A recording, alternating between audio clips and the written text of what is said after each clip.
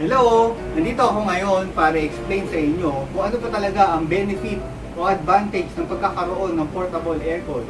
Kasi makakapag-joke ka ng ganito. Honey! Yung pintuan! Isara nyo! Baka lumabas yung aircon!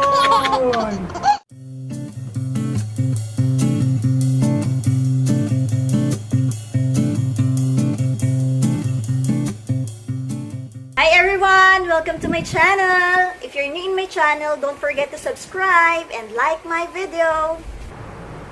Lalabas ang aircon! Lalabas ang aircon! O diba? Kapag ang aircon mo hindi portable, hindi ka makakapag-joke ng gano'n.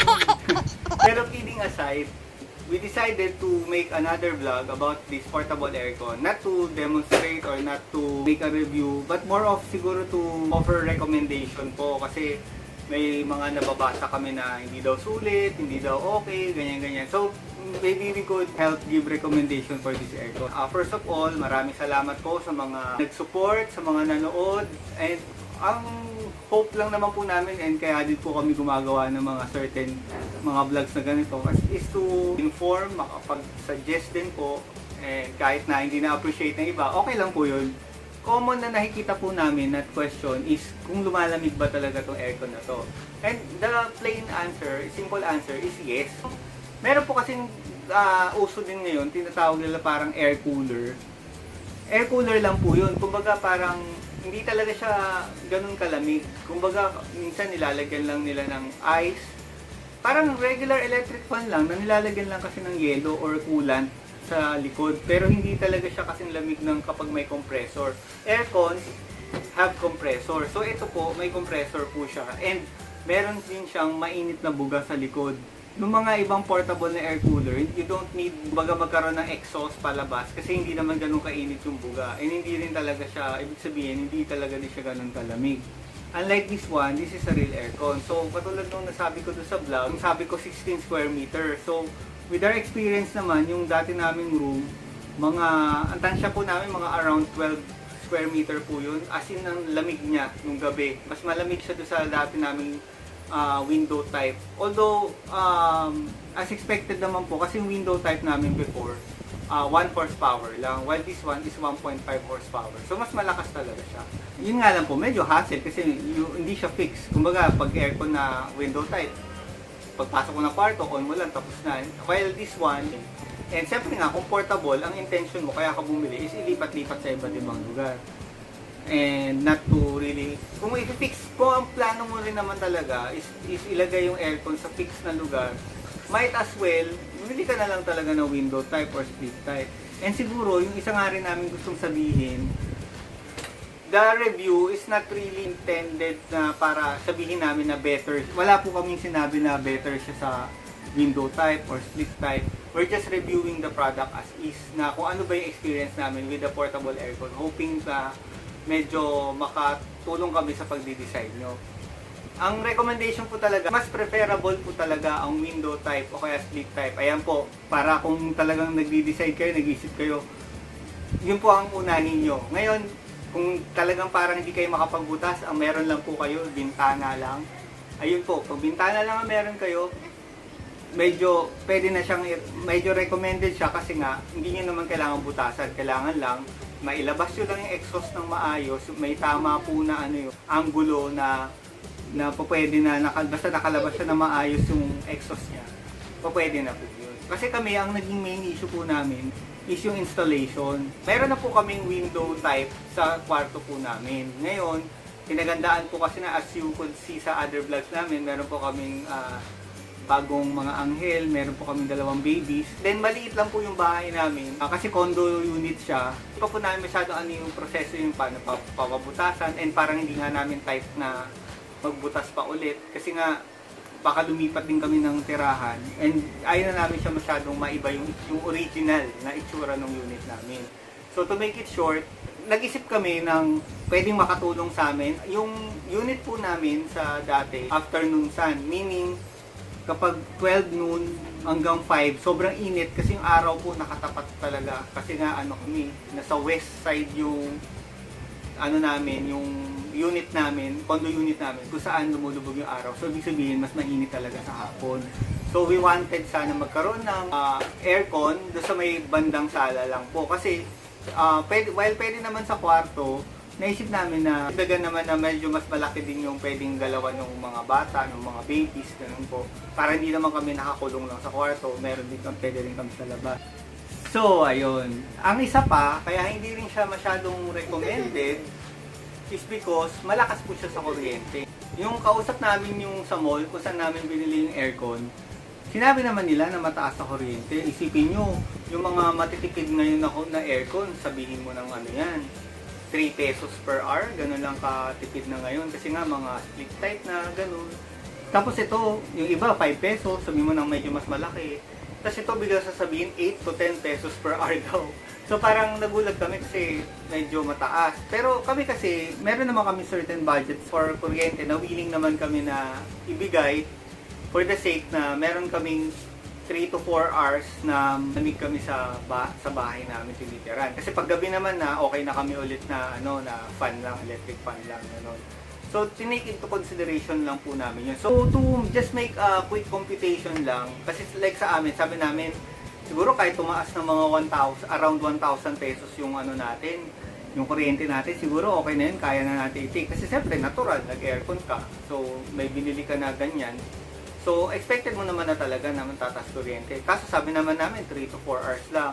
So, if we'll make a quick computation lang, kung sabihin mo ng 4 hours a day, sabihin mo ng nagsimula ka mag-aircon mga 1 p.m. kasi mainit na, tanghali na.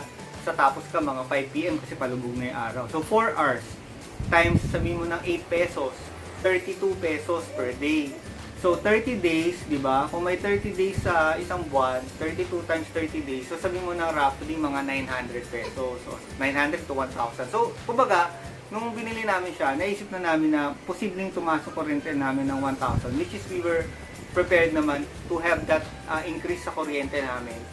Just to have 4 hours a day na presko naman, malamig. And malamig talaga siya, to be frank about it. Eh, kung ang consideration mo is kuryente, is the inverter type. Lahat ng aircon, pere-pareho pa yan halos ng konsumo. Just something to consider ha. Sabi nung promodizer dun sa mall, first 5 hours daw, ganyan, 6 hours, basta parang ganun. First 5 to 6 hours, ang aircon daw, kahit inverter type, mga around 6 pesos daw yan per hour. Kumbaga hindi, marireach niya yung talagang 3 pesos per hour niya, yung pinakamatipid siya kapag lumagpas, pag pumalo na siya ng mga 5-6 hours ganun. Please, you're very welcome po. Yan, ito po ang useful po ng mga comment section. Kasi you could correct me po kung mali po o tama yung sinabi ko. Kasi for now, 1 year na nakalipas yung aircon, okay pa siya. Sobrang lamig pa rin niya. Hindi pa rin naman namin napalinisan. Tapos we drained it siguro only a few times. So meron din nag-comment, tinatanong kung bakit hindi daw nagde-drain. Actually, tingin ko hindi yung normal. Kasi dapat, siguro after 2 months, dapat may tubig na rin yan nalalabas. 2 to 3 months siguro na lagi niyang ginagamit. Meron na rin yung lalabas sa tubig. And just to repeat what I said sa unang video, sabi nila, ang indication daw na posibleng puno na yung water, kailangan mo na mag-drain, is ayaw na niya mag-on. Or mag-on siya pero hindi siguro mag-turn on yung compressor niya. Ganon.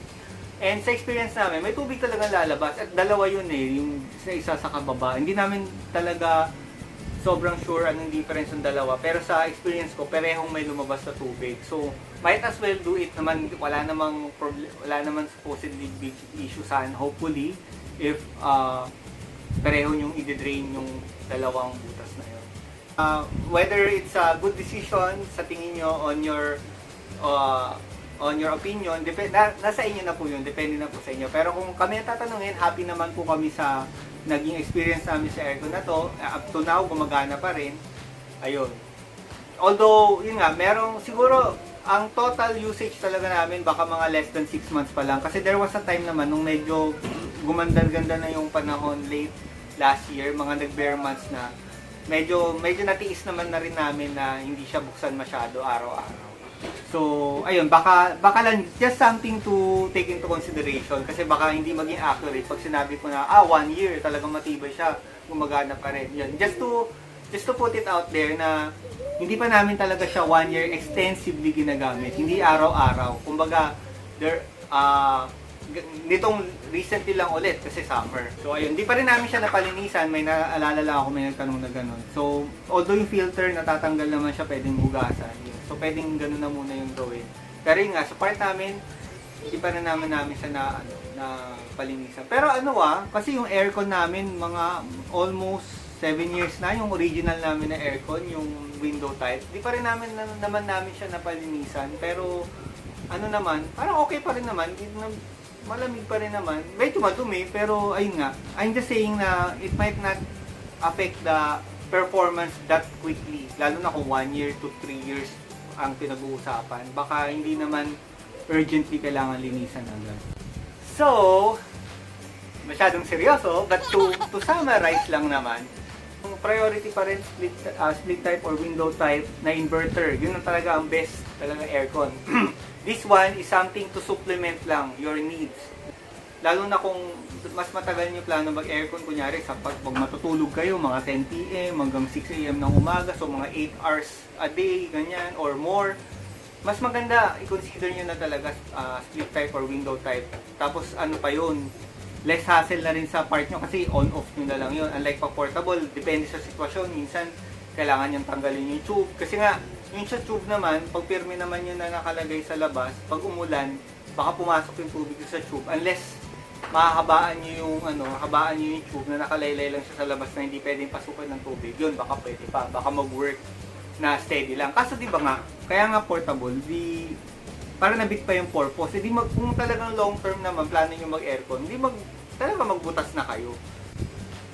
Yon, there. Nasabi ko na yung I think, mga important points na dapat ko sabihin. That's it. That's it for us. Sana nakatulong tong, kumbaga supplementary vlog dun sa aming unang naging vlog. So, sana makatulong sa, decision, and happy shopping sa inyo. I think online lang kayo mag-shopping because of COVID. Pero stay safe po sa lahat. Huwag po tayong magkakasakit, and always pray po. Yun. Please don't forget to subscribe and to like and to watch the other videos po ng channel namin na I'm a Happy Mom PH. So, ayun lang. Bye-bye!